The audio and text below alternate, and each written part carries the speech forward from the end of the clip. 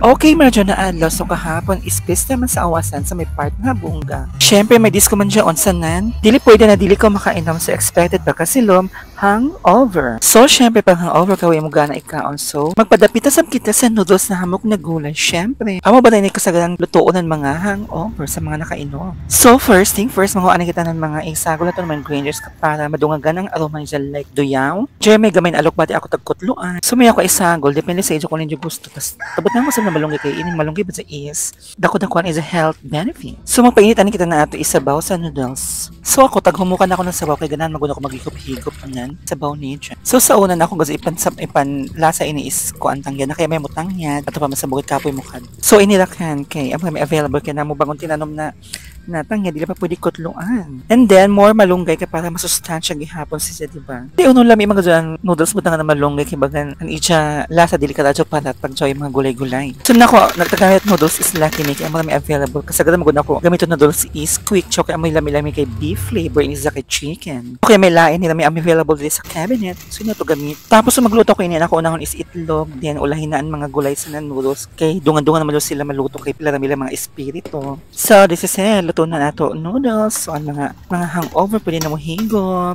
Taghafo ko to din sa pagkaluto kay para dili ka na lata sa fresh pan na gulay. So let's higop-higop na and then di na ako sa gawas nag-standby kay para presko kay init ba sa iyong sabaw. So that's it for today. Di na ka nakutaman. See you on my next video. This is Ganap ni Adam. Bye-bye!